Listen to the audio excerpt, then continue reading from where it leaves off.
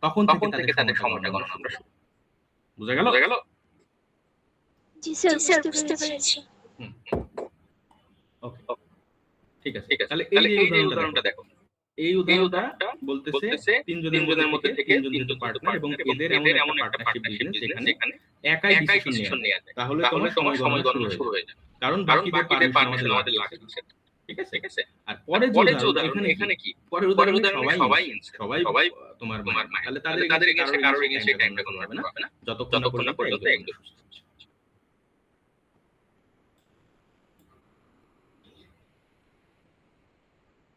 আচ্ছা, আচ্ছা, আবার আবার এই এই উদাহরণটা উদাহরণটা একটু একটু দেখো তো। দেখো তো। এ এ নাম্বার যে নাম্বার যে উদাহরণটা, উদাহরণটা, ৩ জনই তিনজনই partner, partner, B B insane, C insane, C minor minor, আর আর ডি ডি কি? কি? ডি ডি সুস্থ। সুস্থ। ঠিক আছে? ঠিক আছে? ডি ডি সুস্থ। সুস্থ। কিন্তু কিন্তু এই এই ফার্মের ফার্মের ধরনটা ধরনটা হচ্ছে এরকম এরকম যে যে ওদের ওদের আদার আদার যে যে পার্সন আছে পার্সন আছে তাদের তাদের পারমিশন ছাড়া কোনো কাজ করা করা যায় না। যায় না। কি? কি? পারমিশন ছাড়া পারমিশন কোনো ছাড়া কাজ কোনো কাজ করা যায় করা না। যায় না। তাহলে তাহলে সময় গণনা কি শুরু হওয়া উচিত? কারণ স্যার, স্যার।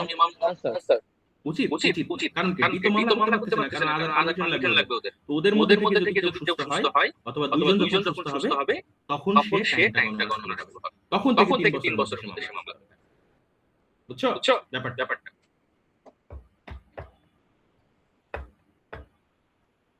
কোশ্চেন আছে কোনো? এসবিএস মিম জি জি স্যার। বুঝছো?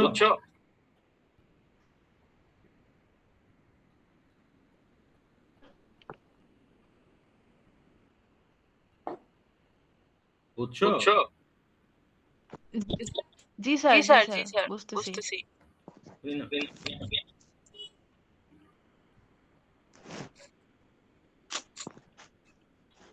কিছু শুনি না গো। জি জি স্যার, স্যার, বুঝতেছি। বুঝতেছি। আমার আমার একটু একটু নেট নেট প্রবলেম তো প্রবলেম এর তো এর জন্য। জন্য। মারুফা টাইমটা জিজ্ঞেস করেন ওই কি বুঝছে স্যার? বুঝতে বুঝতে পারছি। পারছি। জি স্যার, বুঝতে পারতেছি স্যার, খুব ভালো বুঝতেছি। নাইমাল ইরফান একটু মিউট করো।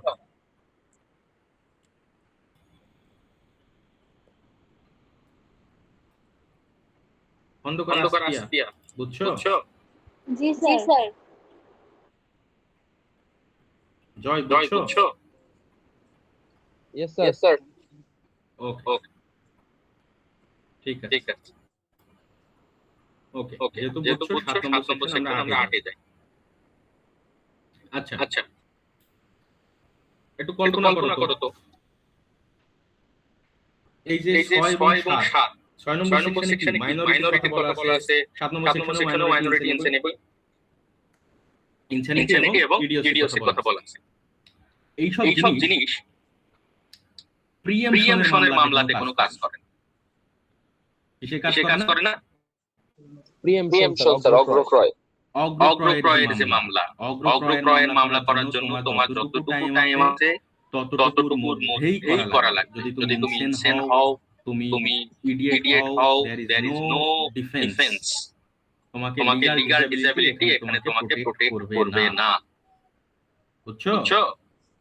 কারণ এটা একটা এক্সেপশন। বলা আছে প্রিএমশনের মামলা তোমাদের যতদিনের মধ্যে করা উচিত ততদিনের মধ্যেই করতে। আচ্ছা তোমাকে একটু জিনিসটা দেখাই উদাহরণটা।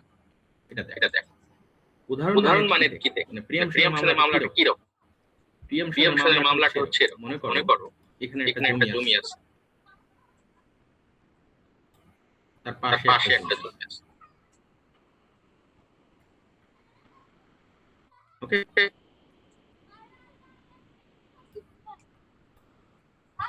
এটা বি বি।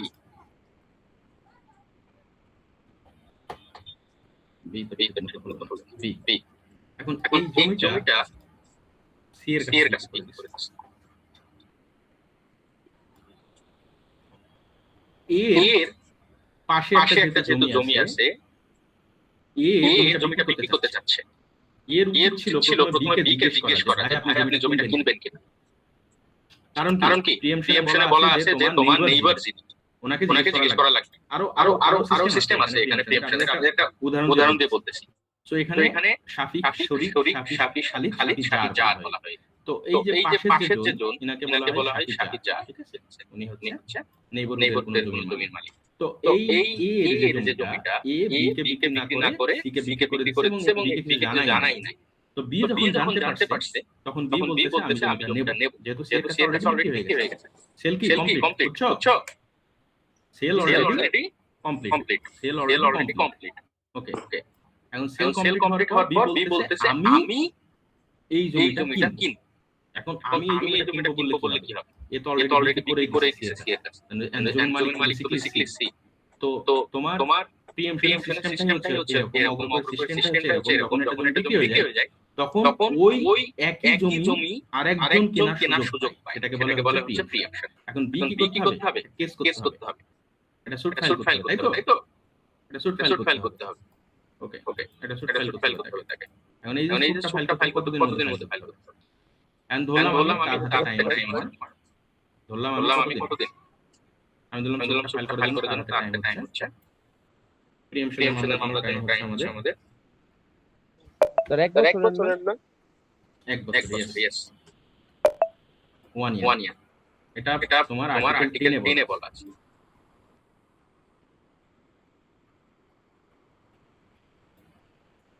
এই যে দেখাই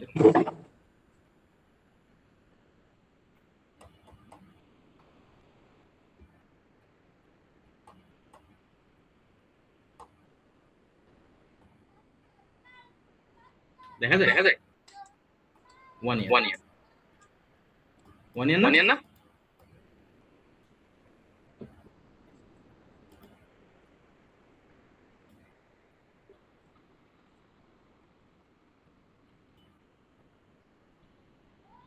হ্যালো জি স্যার।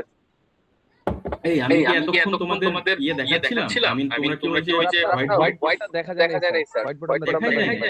আই বলবা না তোমরা কি করো না করো।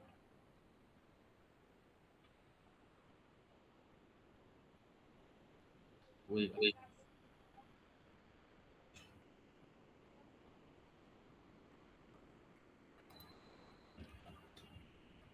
আচ্ছা দাঁড়াও এটা ফেরত দেন। আচ্ছা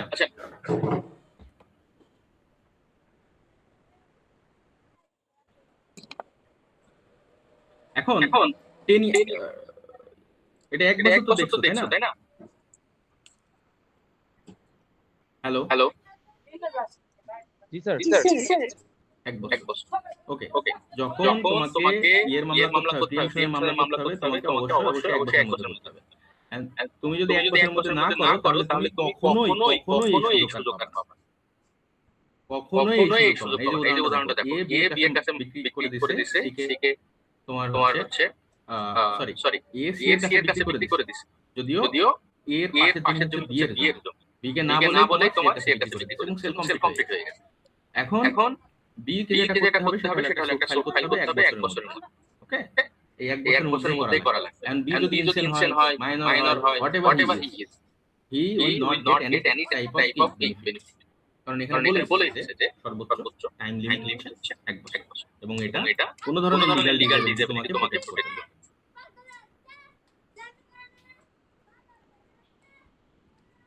বুঝছো? জি স্যার, বুঝতে পেরেছি। হ্যাঁ, সো সেকশন 6 7 8 এখানে অ্যাপ্লাই হয় না। প্রিএমশন অ্যাপ্লাই হয় না।